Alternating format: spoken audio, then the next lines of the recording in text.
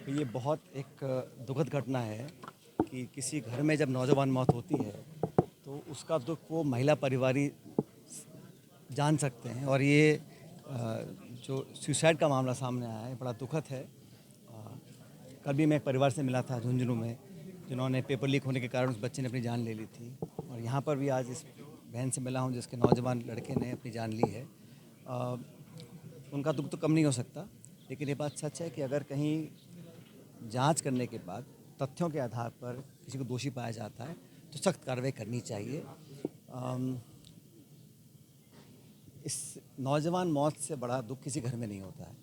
और जो उनकी माँ ने मुझे बताया है उसके आधार पर पुलिस को तुरंत कार्रवाई करनी चाहिए। और सत्य और तथ्य अगर जांच में आते हैं तो उस पर तुरंत जो भी कार्रवाई मुलजिम होने के नाते करनी है पुलिस को करनी चाहिए। मैंने कहा है परिवार को, इनका कोई ट्रांसफ़र का मसला है राज्य सरकार से, मैं भी निवेदन करूंगा क्योंकि बहुत बड़ा दुख घर में हुआ है। तो ये भीलवाड़ा जाना चाहती हैं, वहीं की मूल निवासी हैं। तो कोशिश करूंगा कि इनका ट्रांसफ़र जल्द हो जाए ताकि कुछ राहत इनको मिले। छोटा बच्चा है, वो पढ़ाई कर रहा है, परिजन सब यहाँ पे मुझे मिले हैं, सब बहुत दुख में हैं। और ऐसी जवान मौत होना सचमुच बहुत एक दुखद घटना है और भगवान ना करे ऐसा कहीं और के भी हो। देखिए, पीड़िता का कहना है जो माँ है वो 2 साल से राज्य सरकार को लगातार गुहार लगा रही थी। उन्होंने गृह राज्य मंत्री से मुझे भी कहा उन्होंने कि वो 1.5-2 साल से सरकार से गुजारिश कर रही थी कि उनका ट्रांसफ़र किया जाए। और क्योंकि वो उनके हस्बैंड भी नहीं हैं, उनका देहांत 5 साल पहले हो गया था, 5-6 साल पहले। तो वो बहुत कारण थे, वो जाना चाहती थी भीलवाड़ा। यहाँ तो किराए पे रह रही हैं, लेकिन सरकार किसी कारणवश नहीं कर पाई है। मैं आग्रह करूँगा जो डीजी हैं, जो उनका डिपार्टमेंट देखते हैं, कि इस अनुकंपा या इस बुरे हादसे के बाद कम से कम उनका ट्रांसफ़र वहाँ भीलवाड़ा हो जाना चाहिए। और जांच पूरी होनी चाहिए, जांच में कोई कमी नहीं आनी चाहिए। जो पीड़िता हैं उनको संतुष्ट कर जांच होनी चाहिए। और इसमें कोई भी दोषी हो, कोई व्यक्ति हो, कहीं का भी हो, अगर वो जांच में तथ्यों के आधार पर कोई दोषी पाया जाता है उस पर कार्रवाई निश्चित रूप से होगी। बड़े गंभीर आरोप लगाए हैं धर्म परिवर्तन को लेकर, उसका धर्म परिवर्तन करवाया गया, घटना करवाई गई। ये सब जांच का विषय है। मैंने कहा ना, अगर किसी ने भी, देश में एक स्थापित कानून है और कानून के कुछ प्रावधान है, अगर किसी पहलू में भी किसी कानून, किसी प्रावधान का उल्लंघन किया गया है और वो पाया जाता है तो न्याय उचित कार्रवाई उस पर होनी चाहिए, इसमें कोई दो राय नहीं है। लेकिन जांच पूरी हो, निष्पक्षता से हो, पारदर्शी तरीके से हो और जो पीड़ित हैं उनको संतुष्ट कर हो, ये मैं पुलिस प्रशासन सरकार से निवेदन करूंगा। ये भी लगातार हमलावर रही है कांग्रेस के ऊपर की पेपर आउट होते हैं। कल नीट का पेपर आउट होता है, एक बच्चे ने सुसाइड भी कर लिया। आपसे आप उनसे मिले भी शरीक? देखिए, नीट का जो पेपर था ये तीसरी बार आउट हुआ है। और 2024 में इसी पेपर लीक को लेकर भारत सरकार ने जांच सीबीआई को दी थी। उस जांच का अब तक क्या हुआ इन 2 सालों में? किसको दोषी पाया गया, किसको सज़ा हुई, कौन जेल गया, किसी को पता नहीं। और बार बार आश्वासन देने के बावजूद भी अगर एनटीए जो नेशनल टेस्टिंग एजेंसी है वो एक नेशनल ट्रॉमा एजेंसी बन चुकी है और वहाँ पर कोई जिम्मेदारी किसी की नहीं है। अब सरकार बहुत बड़ा एहसान कर रही है बोलकर कि हम दोबारा एग्ज़ाम कराएंगे और बच्चों से फ़ीस नहीं लेंगे। एनटीए के खाते में आज 1,000 करोड़ रुपए पड़ा हुआ है। बच्चों का जो एग्जामिनेशन फ़ीस होती है वो कलेक्ट कर रखा है। मैं ऐसा मानता हूँ कि जो पेपर लीक होता है वो कोई ग्रामीण क्षेत्र का बच्चा है, बच्ची पेपर नहीं खरीद सकते हैं। ये करोड़ों का मामला है और बड़े बड़े सरगना इसमें शामिल हैं। जो शिक्षक संस्थान हैं, इंस्टीट्यूशन चलाते हैं, उनकी मिलीभगत से ही इतना लंबा खेल हो सकता है। तो उन पर सरकार ने क्या किया? ये इंजन डबल हैं जयपुर दिल्ली के, इन दोनों सरकारों ने इतने सालों में ऐसे कितने माफिया, कितने सरगनाओं को पकड़कर जेल में डाला है। सरकार के पास कोई जवाब नहीं है। और आज भी मुझे लगता है कि नौजवान जो उम्मीद लेकर शिक्षा एग्ज़ाम देते हैं उनकी उम्मीद को तोड़ने का काम सरकार कर रही है। अधिकांश बच्चे मेहनत कर ईमानदारी से पेपर देते हैं। कुछ लोग बदमाशी कर पेपर लीक कर देते हैं तो उनका टाइम ज़ाया होता है। और बच्चा एक एग्ज़ाम देता है लेकिन पूरा परिवार उसमें इन्वेस्टेड रहता है।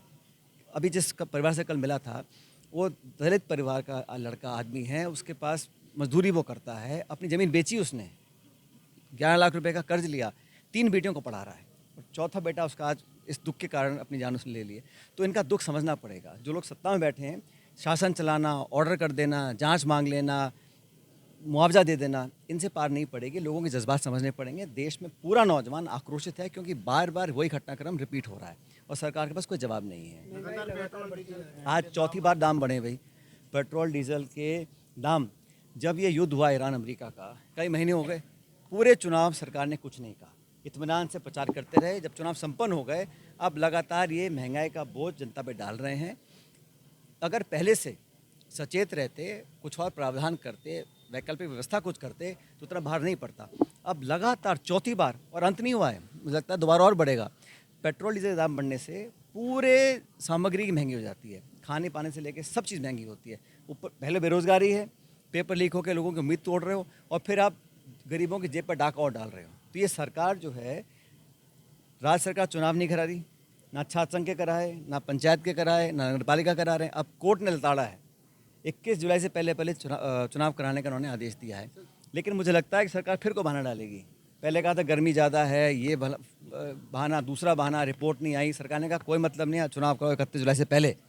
अब मैं उम्मीद करता हूँ चुनाव सरकार कराए, लेकिन जो सरकार दिल्ली जयपुर की हैं, डबल इंजन है, तो सिर्फ पेपर लीक कराने के लिए, महंगाई बढ़ाने के लिए, चुनाव ना कराने के लिए लोगों ने चुना है सरकारों को। जनता बदला लेगी अपना।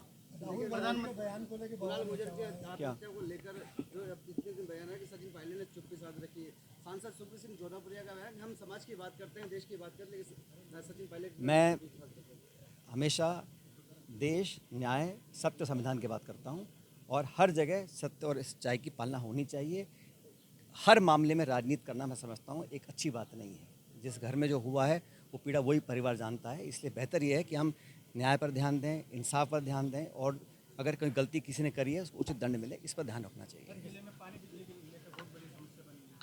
ये 2 महीने से मैंने प्रशासन को बोल रखा है कि एक तैयार करें कंटीजेंसी प्लान। कंटीजेंसी प्लान बनने से लोगों को कम से कम पीने के पानी की राहत मिल सकती है। लेकिन पूरे प्रदेश में आज हाहाकार मचा हुआ है, प्रबंधन कोई नहीं है। आपको जानकारी होनी चाहिए, भारत सरकार ने कह दिया कि जो गांव और नगर पालिका का बजट है, अगर वहाँ चुनावा प्रतिनिधि नहीं है, हम बजट नहीं देंगे। हजारों करोड़ प्रदेश की जनता को जो मिल सकता था भारत सरकार से, वो नहीं मिल पा रहा है, क्योंकि यहाँ कोई प्रतिनिधि नहीं है, चुनाव हुए नहीं है। और कानून में लिखा है नगर पालिका पंचायत का जो पैसा है वो तब मिलेगा जब वहाँ चुनाव प्रतिनिधि होगा। ये बात जानते हुए सरकार चुनाव नहीं करवा रही, तो जो किल्लत हो रही है अनेक शहरों में, कोई मटका फोड़ रहा है, कोई धरने कर रहा है। बार बार हम भी सरकार को बोल रहे हैं कि टैंकर लगाएं, पानी के पॉइंट उपलब्ध कराएं, बिजली के हाल बुरे हैं। तो व्यवस्था पे सरकार का ध्यान नहीं है। ये तो बस उद्घाटन, आज भी यहाँ उद्घाटन, भूमि पूजन कर दिया, और जो हमारे यहाँ गहलोत की पुलिया बनी पड़ी है इतने महीनों से, 150 करोड़ का पुल है, राजस्थान का सबसे लंबा पुल है, बना पड़ा है, क्योंकि वो हमारे राज्य बना था, सरकार कांग्रेस थी, तो उसका उद्घाटन नहीं करना चाह रहे हैं। और बाकी नए नए आप आयोजन कर रहे हैं, पूजाएं कर रहे हैं, अच्छी बात है, लेकिन काम पूरे होने चाहिए। सिर्फ घोषणा से, सिर्फ शिलान्यास से काम पूरा नहीं होगा। प्रधानमंत्री जी का एक वीडियो है, वो सोशल मीडिया पे जमकर वायरल हो रहा है। कौन सा वाला? मेलोडी चॉकलेट का, उसको लेकर क्या कहिए? भाई, प्रधानमंत्री जी ने सबको कहा कि खाने में तेल कम डालो, सोना मत खरीदो, और बचत करो, डीजल पेट्रोल की बचत करो। वो सब प्रवचन जनता के लिए हैं। खुद वो 5 देश के लिए चले गए, अब आ गए हैं वापस।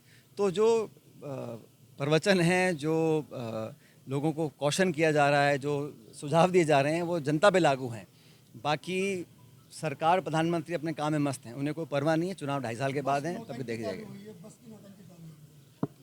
मैं कहीं देख रहा था, कोई एक सज्जन बड़े अधिकारी हैं, तो वो दिखाने के लिए प्रधानमंत्री के मैं सुझाव को बड़ा गंभीरता से ले रहा हूँ, तो साइकिल पे चल दिए। अब उस साइकिल पर चलने के लिए 3 कार की शूटिंग चल रही थी, कैमरा से उनको शूट कर रहे थे कि कैसे वो साइकिल पे जा रहे हैं। तो इस प्रकार की बचत तो दिखावा हुआ ना, पूरा बचत होती है जब पूरा देश संकल्प लेता है, और उदाहरण साबित करना पड़ेगा। सिर्फ जैसे वो सफाई अभियान में कोई संतरी मंत्री झाड़ू लेकर खड़ा हो गया, उनकी फ़ोटो खींच ली, और गंदगी का हाल आप जानते हो क्या है।